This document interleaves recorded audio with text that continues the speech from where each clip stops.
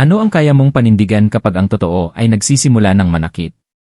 Para sa milyon-milyong Pilipinong sumusubaybay ngayon sa isang palabas na tila ordinaryong drama lamang noong una, ang sagot ay lahat. Basta para sa hustisya. Para sa katotohanan. At para sa batang umiiyak sa gitna ng isang eksenang ni hindi mo akalain ay scripted. Ang kwentong ito ay hindi basta kwento ng isang teleserye. Hindi lang ito tungkol sa sikat na artista o sa ganda ng cinematography. Ito ay kwento ng isang pagputok. Isang pagputok ng emosyon, ng trauma, ng multong matagal ng kinikimkim ng mga ina, mga anak, mga kaibigan, at maging ng mga nanonood sa katahimikan ng kanilang mga tahanan, nanginginig sa tuwing naririnig ang salitang, akusada. Noong una itong ipinalabas sa social media, tila isa lang itong dagdag sa lineup ng mga panghapong serye ng ILE.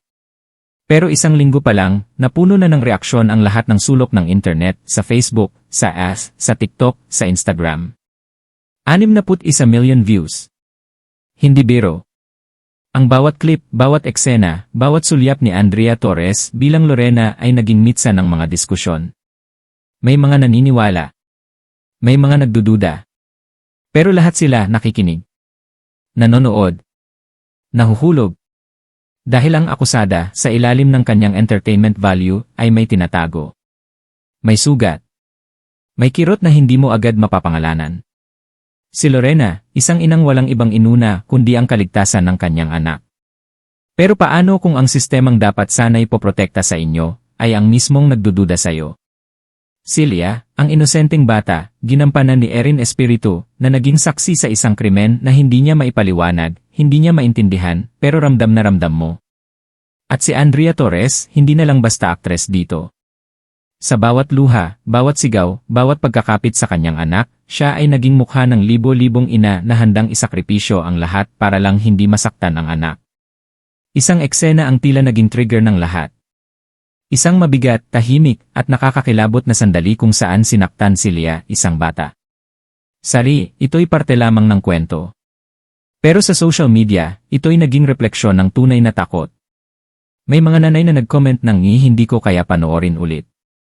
May mga kabataan na nagsabing, parang nakita ko sarili ko kay Leah. At may mga lalaking tahimik lang dati, pero ngayon ay nagsasabing, ang sakit panoorin kasi nangyari na rin ito sa amin dati. Hindi ito simpleng drama. Ito'y naging paglilinis ng sugat, collective trauma na unti-unting binubuksan sa harap ng kamera. Habang nagtatagal ang bawat episode, mas lalong nagiging komplikado ang kwento. Ang bawat karakter may sariling anino. Si Benjamin Alves, ang lalaking may mabigat na past. Si Lian Valentin, ang babaeng naglalakad sa manipis na linya ng pag-ibig at kasalanan.